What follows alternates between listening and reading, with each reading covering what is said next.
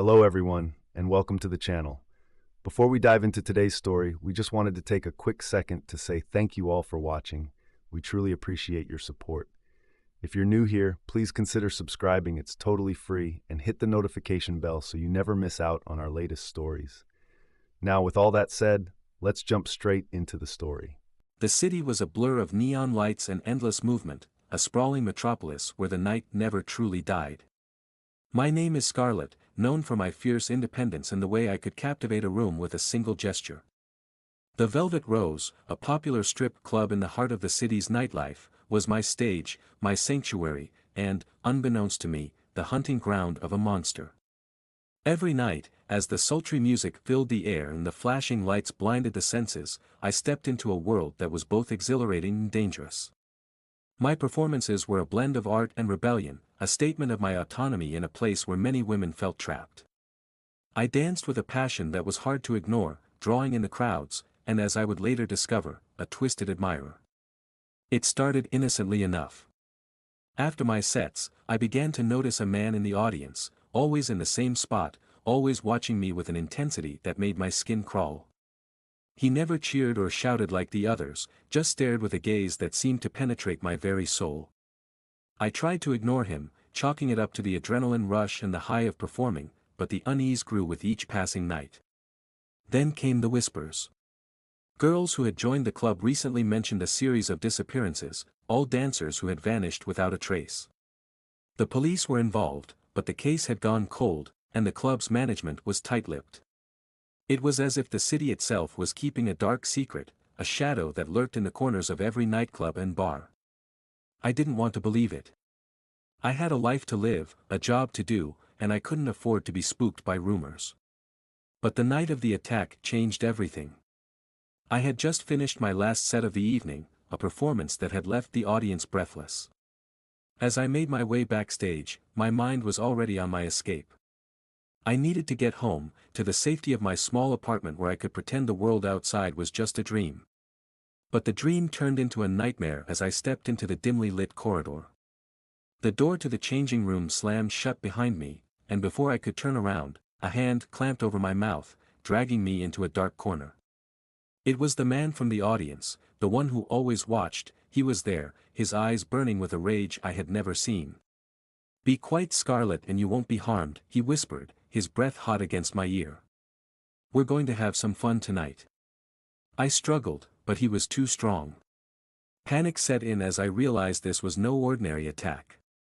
This man was a killer, and he was here to finish what he had started with the others. I could see the madness in his eyes, the determination, and I knew I had to fight.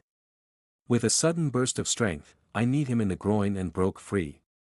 I sprinted through the corridor, my heart pounding in my chest, and pushed open the emergency exit. The cool night air hit me like a slap in the face, and I ran, not stopping until I was blocks away from the club. Breathless and shaking, I collapsed against a wall, trying to gather my thoughts. I had just narrowly escaped a serial killer, and I was the only one who knew it. But the fear that gripped me was not just for my own life, it was for the lives of the other girls, my friends, who might not be so lucky. I couldn't go back to the club. I had to disappear, to find a place where the killer couldn't find me. But as I made my way through the city's labyrinthine streets, I felt his presence like a shadow trailing behind me, always just out of sight. I went into hiding, moving from one cheap motel to another, always staying under the radar. But no matter where I went, I couldn't shake the feeling that he was watching me, stalking my every move. The city, once a place of excitement and endless possibilities, became my prison, a maze with no escape. Days turned into weeks, and I lived in a constant state of vigilance. I couldn't sleep, couldn't relax, and the stress was taking its toll. I was running out of money, and my options were dwindling. But I couldn't go to the police. I was a dancer at a strip club, and no one would take me seriously. They would see me as collateral damage, a casualty of a world they didn't understand. Then, one night, he found me. I had been staying in a small, run-down apartment on the outskirts of the city, a place I thought was safe. But as I lay in bed, trying to find some semblance of peace, I heard a noise. My heart leaped into my throat, and I knew it was him. The attack was brutal. Glass shattered as he broke through the window, and I scrambled to my feet, adrenaline coursing through my veins. He was faster than I remembered, his movements precise and calculated. He lunged at me, and I barely managed to dodge, crashing into a dresser and sending drawers flying. Pain exploded across my back as I hit the floor, but I didn't stop. I crawled toward the door, my fingers fumbling for the lock. He was on me in an instant, his hands around my neck, squeezing the life out of me. I gasped for air, my vision blurring, but I fought back with everything I had. I elbowed him in the face, and he stumbled back, giving me just enough time to break free. I bolted out the door, down the stairs, and into the street. The city was alive around me, people bustling by, oblivious to the horror unfolding. I ran, my lungs burning, my legs threatening to give out. I had to find a safe place, a place where I could call for help. I turned a corner and found myself in a deserted alleyway. My heart sank as I realized I had nowhere to go. But then, a glimmer of hope. A car was parked at the end of the alley, and the driver's door was open. Without hesitation, I dove into the car and slammed the door shut, locking it just as the killer appeared at the end of the alley. The car started, and I breathed a sigh of relief as it pulled away. But my relief was short-lived. The driver was a man, and he had a gun. I was trapped, and the killer was still out there. "Who are you?" I demanded, my voice steady despite the fear that threatened to consume me. "My name is Jack," he replied, his eyes never leaving the road. "I've been watching you, Scarlett. You're not like the others. You fight back." I didn't know if I could trust him, but I had no choice. I told him everything, the attacks, the disappearances, the man with the black rose. Jack listened, his expression unreadable, and then nodded. "I can help you," he said. "But you have to do exactly as I say." I agreed, and Jack took me to a safe house on the outskirts of the city. It was a small, nondescript building, but it felt like a fortress compared to the vulnerability I had felt before. Jack explained that he was a private investigator, and he had been following the trail of the killer for months. He had a plan, but it was risky. The plan involved luring the killer into a trap, using me as bait. I was terrified, but I also knew it was the only way to end this nightmare. So, I agreed. Days later, we set the trap. Jack had arranged for me to perform at a small, underground club, a place the killer wouldn't suspect. The audience was sparse, but that didn't matter. I was here for one reason, and one reason only. As I took the stage, I felt a wave of déjà vu. The music was the same, the lights were the same, but something was different. I could feel his presence, like a dark cloud hanging over the room. I finished my set and headed backstage, my heart pounding in my chest. And then, just like before, the door slammed shut, and he was there. The same mad gleam in his eyes, the same twisted smile. But this time, I was ready. "I've been waiting for you," he said, his voice low and menacing. "You've been a hard one to catch." But I didn't respond. Instead, I lunged at him, my movements fierce and precise. I had practiced this moment in my head, over and over, and I was determined to survive. We grappled, and I felt the sharp sting of his knife, but I didn't stop. I kicked and punched, using every bit of strength I had. The fight was brutal, but I had the upper hand.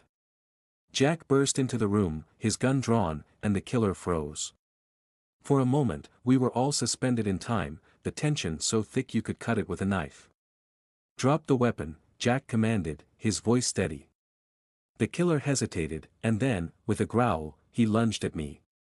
Jack fired, and the killer crumpled to the floor, a bullet hit his shoulder. It was over. The killer was captured, and the police would soon be on their way. But as I stood there, my body aching, my breath ragged, I knew that the nightmare wasn't truly over. The memories, the fear, would stay with me for a long time to come. I was taken to the hospital, where I was treated for my injuries. The police interviewed me, and I told them everything I knew. The killer, whose name was revealed to be Marcus, was charged with multiple counts of murder and assault. He would never hurt another dancer again. But the experience had changed me. I was no longer the same person who had stepped into the velvet rose, driven by the thrill of the stage and the desire for freedom. I was a survivor, someone who had faced the darkness and lived to tell the tale. In the weeks that followed, I received countless messages from the other girls, some of whom had also survived his attacks. We formed a support group, a community of survivors who understood each other in a way that no one else ever could. We were stronger together, and we vowed to help others who might be in danger. I never went back to the strip club. Instead, I found a new path, one that allowed me to use my experience to help others. I worked with the police, sharing my story and providing insights that no one else could. I became a voice for those who had been silenced, a beacon of hope in a city that had seen too much darkness. The city still pulsed with life, the nights as busy and vibrant as ever. But for me, it had a different meaning. It was a reminder that even in the darkest places, there was always a chance to fight back, to survive, and to find a way to thrive. And when I looked back on that night, the night the killer set his sights on me, I smiled. I had been his target, but I had become something else, something he had never anticipated. I had become a survivor, and I would never be the same again. Let us know in the comments section, would you have done the same, and taken the risk of using yourself as bait, to catch a killer? Thank you for staying until the end, it really means so much to us. Ready for spine-chilling tales that will haunt your thoughts? Subscribe to Forgotten Storyteller for eerie narrations, unsettling mysteries, and haunting stories you won't forget. Hit the bell icon so you never miss a story, because some stories refuse to stay buried. Join us, if you dare.